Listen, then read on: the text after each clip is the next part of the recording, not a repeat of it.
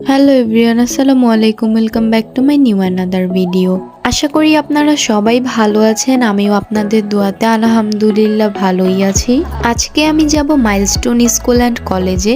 আর কার সাথে যাচ্ছি, কেন যাচ্ছি সেটা একটু পরেই জানতে পারবেন। এখন বেলা 11:15 বাজে। আমি এদিকে রেডি হয়ে বসে আছি আর বৃষ্টি যেন কমতেই চাচ্ছে না। আমি একটু পরপরই বারান্দায় এসে দেখছিলাম বৃষ্টি কমছে নাকি। তার কিছুক্ষণ পরেই বৃষ্টি কমে গিয়েছিল আর মামা কল দিয়ে বলতেছিল আমরা এসে পড়েছি, তুমি বের হও। সাথে সাথে আমি চলে যাই। এরপর আল্লাহর নাম নিয়ে রওনা দিয়ে দিলাম। সাথে ছিল আমার ফুপ্পি, আমার কাজিন মোহনা আর মামা। একটু সামনে যাওয়ার পরই আমার কাজিন নাদিয়া আপু জয়েন করে আর তার একটু সামনে যাওয়ার পর মোহনার বান্ধবীও জয়েন করে। এইদিকে আমি আবার আমাদের চারজনের একটু ভিডিও নিচ্ছিলাম, নাদিয়া আপু, আমি, মোহনা আর মুস্কানের। তারপর হচ্ছে আমরা একটা নদীর সামনে দিয়ে যাচ্ছিলাম, যে নদীটা কখনোই দেখিনি, ফার্স্ট টাইম দেখলাম। আর মামা হচ্ছে আমাদেরকে দেখাচ্ছিল, দেখো এটা এই নদী। বাট দুঃখের ব্যাপার হচ্ছে যে আমি এখন এডিট করতে গিয়ে যখন ভয়েস দেব তখন আমি নদীর নামটা ভুলে যাই। বাই দ্য ওয়ে, কথা বলতে বলতে আমরা চলে এসেছি মাইলস্টোন স্কুলের একদম কাছাকাছি। আর এসে দেখি স্কুল ছুটি হয়েছে, স্টুডেন্টরা সব বের হয়েছে। আর সেদিন জানি না কেন রাস্তা এত পরিমাণে জ্যাম ছিল যে সেই সামনের মোড়টা পার হতেই 10 মিনিটের বেশি সময় লেগেছে। দেন আমরা চলে যাই মহিলা হোস্টেলের ভবনের সামনে। আর আমি এখানে দাঁড়িয়ে একটু মহিলা হোস্টেলের যে ক্যাম্পাসটা ছিল সেটার একটু ভিডিও করছিলাম। 2 দিন ধরে বৃষ্টি হচ্ছিল, যার কারণে মাঠের অবস্থা খুবই খারাপ ছিল। কেউ আবার এটাকে কলেজ ভবন ভেবে ভুল করবেন না, কলেজ ভবনটা পাশেই।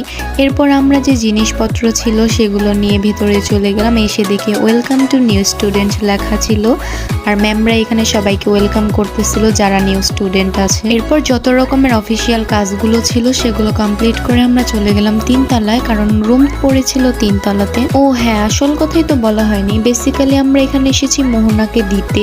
মোহনা মাইলস্টোন স্কুল অ্যান্ড কলেজে ভর্তি হয়েছে অ্যান্ড এখানে হোস্টেলে থাকবে। দেন আমি আর নাদিয়া আপু মোহনাকে নিয়ে লাঞ্চ করাতে ডাইনিং হলে চলে আসি। এসে জানতে পারি লাঞ্চ টাইম শেষ হয়ে গিয়েছে, তাই আমরা আবার ওপরে চলে যাচ্ছি। যাওয়ার পর ফুপ্পি আমাদের জন্য খাবার রান্না করে নিয়ে গেছিল, সেই খাবারই আমরা 4 জন মিলে খেয়েছিলাম। আর যেহেতু এটা মহিলা হোস্টেল তাই মামাকে উপরে উঠতে অ্যালাউ করেনি। পাশে ওর 2টা রুমমেটও বসেছিল, যেহেতু ওরা আগে এসেছে অন্য ডিস্ট্রিক্ট থেকে, তো ওরা খাওয়া দাওয়া করেছিল। আর মাইলস্টোন স্কুল অ্যান্ড কলেজ যেহেতু এয়ারপোর্টের খুবই কাছাকাছি, সেই জন্য প্রচুর পরিমাণের বিমান দেখা যাচ্ছিল আর সাউন্ডও হচ্ছিল অনেক বেশি। মোহনাকে সবকিছু গুছিয়ে দিতে দিতে সন্ধ্যা হয়ে গিয়েছিল আর মামা এদিকে আমাদেরকে কোল্ড ড্রিঙ্কস এনে দিয়েছিল। যেহেতু সন্ধ্যা হয়ে গিয়েছিল দ্যাটস ওয়াই সব গার্ডিয়ানকে ভবন থেকে বের করে দেওয়া হয়েছিল। আর সবচেয়ে খারাপ লেগেছে যে জিনিসটা দেখে, অন্যান্য ডিস্ট্রিক্ট থেকে দূর থেকে যারা এসেছে তাদের মেয়েদেরকে দিতে, তারা যাওয়ার সময় প্রচুর পরিমাণে কান্না করছিল।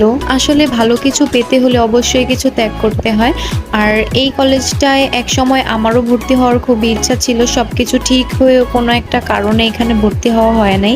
যাই হোক, সেটা পাস্ট। হোস্টেলের ভবনের সামনেই একটা ছোট দোকান দেখতে পেলাম। এই দোকানে মোটামুটি সবকিছুই ছিল। তারপর মোহনাকে নিয়ে সেখানে চলে গিয়েছিলাম ওর প্রয়োজনীয় যদি কিছু লাগে সেটা দেখতে। এরপর মোহনাকে বিদায় দিয়ে দিলাম, যেহেতু অনেক রাত হয়ে যাচ্ছিল। ও হোস্টেলের রুমে চলে গিয়েছিল আর আমরা এখন চলে যাব বাসায়। সত্যি বলতে ওকে যখন বিদায় দিয়ে যাচ্ছিলাম আমাদের সবার অনেক খারাপ লাগতেছিল, কারণ যে মানুষটা কখনো কোথাও থাকেনি একা, সে আজকে এখানে থাকবে, মানে আজকে থেকে তার এখানে থাকার যাত্রা শুরু। আর হ্যাঁ, আজকে যেহেতু ওর রুমটা সবকিছু গোছাতে হয়েছিল, তো আমরা বাহিরে একদমই বের হওয়ার সময় পাইনি, মানে বাহিরের ক্যাম্পাসটায়।